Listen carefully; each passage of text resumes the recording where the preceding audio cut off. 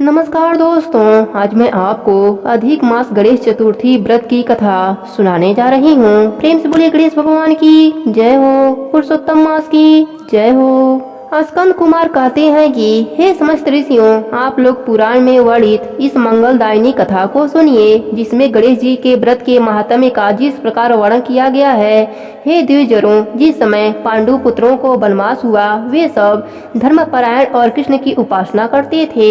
एक समय की बात है कि अपनी इच्छा से भ्रमण करते हुए व्यास जी उन लोगों की कुटिया पर आए। व्यास मुनि को देखकर सभी पांडव करवृद्ध हो उनके सम्मुख खड़े हो गए और कहने लगे, आपके दर्शन कर हम लोग धन्य हुए, साथ ही मेरी कुटिया भी आपके पर्दा अर्पण से मेरा जीवन आज धन्य हुआ। आज हम लोगों का सब कुछ सफल हुआ, क्योंकि आपका दर्शन संपूर्ण कष्टों का निवारण है। आपने मेरी कुटिया में पर्दा अर्पण किया है, अतः हम लोग आपका स्वागत करते हैं। हम लोग राजच्युत होकर आज अपने को धन्य मान रहे हैं। ऐसा कहकर पांचों पांडव भीमसेन, युधिष्ठिर, अर्जुन, नकुल और सहदेव उन्हें प्रणाम कर उनके सामने खड़े हो गए। पाद अर्ध आचमन और आसन प्रदान कर द्रौपदी ने हाथ जोड़कर उनसे कहना आरंभ किया, हे मुनिवर, मैं राजधानी होकर भी दुर्योधन की भरी सभा में केस पकड़कर अपमानित हुई और वनवासिनी बनाई गई। अब मैं क्या उपाय करूं जिससे हमारे सभी क्लेशों का शमन हो तथा हमारे शत्रुओं की पराजय हो। इस प्रकार युधिष्ठिर, द्रौपदी आदि द्वारा संकट नाशन उपाय पूछने पर सर्वज्ञ व्यास जी ने कृपा पूर्वक उन्हें उपाय बतलाया। हे महाराज, इस समय संपूर्ण विश्व में आपके जैसा कोई दूसरा धर्मात्मा नहीं है। व्यास जी ने कहा, मैं आपसे ऐसे व्रत का वर्णन करूंगा जिससे आपके समस्त दुखों और कष्टों का निवारण होगा। यह व्रत शुभदायक, फलदायक, दिव्य और पृथ्वी पर सभी मनोरथों को पूर्ण करने वाला है। इस व्रत के करने से विद्यार्थी को विद्या और धनार्थी को धन लाभ होता है। इस संबंध में एक प्राचीन उपाख्यान का वर्णन कर रहा हूँ। हे युधिष्ठिर, आप सुनिए। प्राचीन काल में सतयुग में चंद्रसेन नाम का एक राजा हुए। वे अपनी रानी के साथ दीक्षा लेकर परिवार के साथ रहते थे। वे अपने स्वजनों, उनके पुत्रों एवं कुटुंबियों के साथ आनंद पूर्वक निवास करते थे। सौभाग्य से उनकी रानी बहुत ही गुणवती तथा प्रियतमा थी। हे राजन युधिष्ठिर, उसका नाम रत्नावली था। वह पतिव्रत का पालन करने वाली थी। स्कंद कुमार जी कहते हैं कि हे मुनिवरों, राजा और रानी में परस्पर प्रगाढ़ प्रेम था। एक समय दैवयोग से शत्रुओं ने उनके राज्य को हस्तगत कर लिया। शत्रुओं ने राजा के कोष पर अधिकार करने के साथ ही सेना पर भी अधिपत्य जमा लिया। राजा का साथ अपने भाई बंधुओं से छूट गया। राज्यच्युत होकर राजा अपनी रानी रत्नावली के साथ वन में चले गए। एक ही वस्त्र में लिपटे हुए दंपति भूख प्यास से विह्वल हो गए। हे युधिष्ठिर, रानी रत्नावली के साथ राजा अकेले वन में भटकने लगे। क्षुधा पिपासा से पीड़ित होकर वन में चलते चलते उन दोनों को सूर्यास्त हो गया। उस वन में शेर, बाघ, चकवा, बकुला, कोयल और सारस रहते थे। रानी के पैर में कांटा चुभ जाने से राजा को महान कष्ट का अनुभव हुआ। उस वन में घूमते हुए राजा ने प्रातः काल महर्षि मार्कंडेय को दूर से ही देखा। धीरे धीरे चलकर वहां तक पहुँचे और उन्हें दंडवत किया। उनकी पत्नी ने भी मुनि को बारंबार प्रणाम किया। वन में विराजमान तपस्वी एवं जितेंद्रिय मुनि मार्कंडेय जी से हाथ जोड़कर राजा ने कहा, हे पूज्यवर, मैंने पूर्व जन्म में ऐसा कौन सा पाप किया था जिससे मेरी राज्य लक्ष्मी शत्रुओं द्वारा छीन ली गई।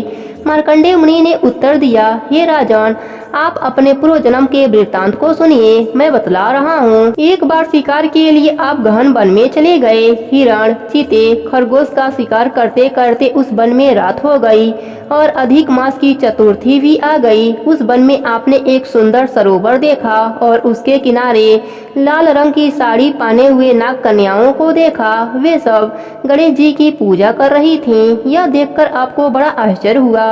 आपने वहां पहुंचकर बड़ी नम्रता पूर्वक पूछा, हे स्वर्गगामिनी देवियों, गणेश जी की पूजा कैसी करनी चाहिए, मुझे बतलाइए।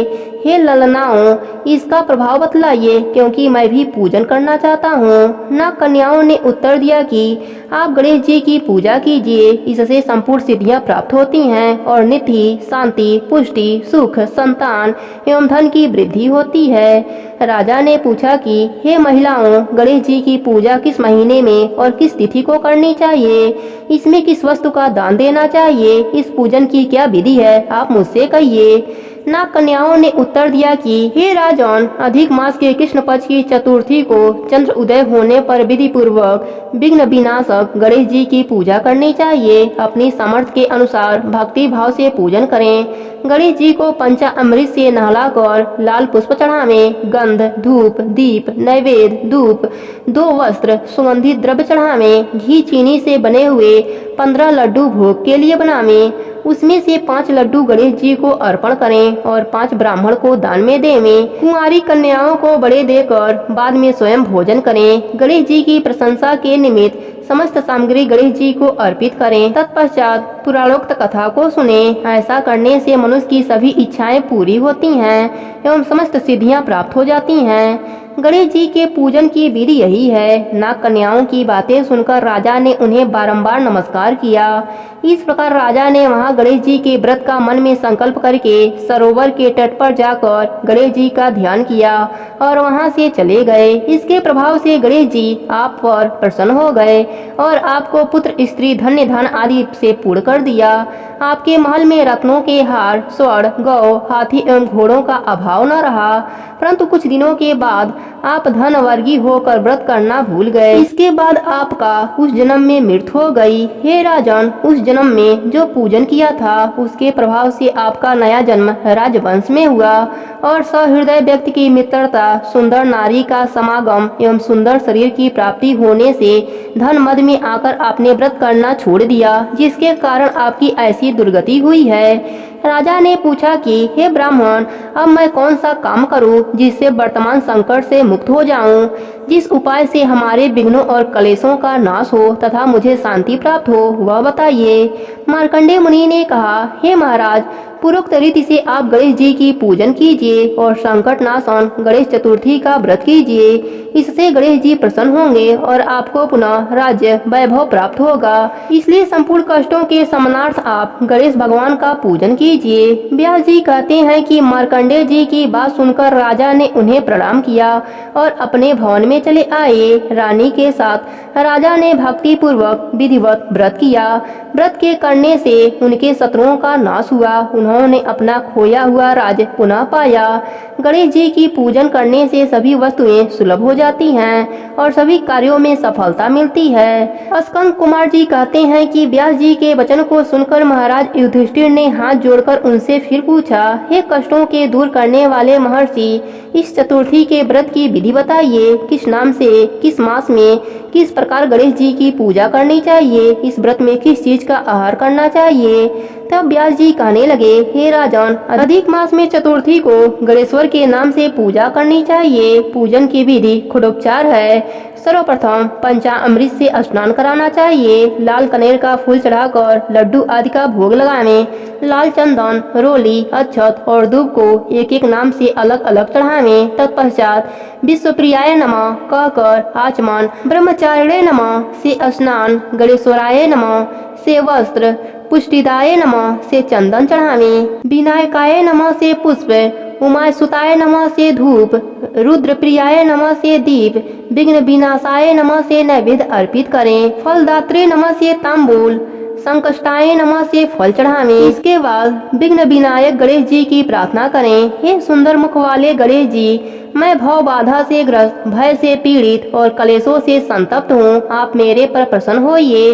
हे दुख दरिद्र के नाशक गणनायक जी, आप मेरी रक्षा करें। हे विघ्नों के विनायक, आपको मेरा बार बार प्रणाम है। फिर निम्नलिखित मंत्र से पुष्पांजलि देकर चंद्रमा को अर्घ्य देवें। हे क्षीर सागर संभूत, हे द्विजराज, हे खोडस कलाओं के अधिपति, शंख में सफेद फूल, चंदन, जल, अक्षत और दक्षिणा लेकर हे रोहिणी के सहित चंद्रमा, आप मेरे अर्घ्य को स्वीकार कर मैं आपको प्रणाम करता हूँ। तदंतर ब्राह्मण को भोजन करावें, लड्डू और दक्षिणा दें। देवता और ब्राह्मण से बचे अन्य द्वारा स्वयं आहार ग्रहण करें। रात्रि में भूमि पर शयन करें।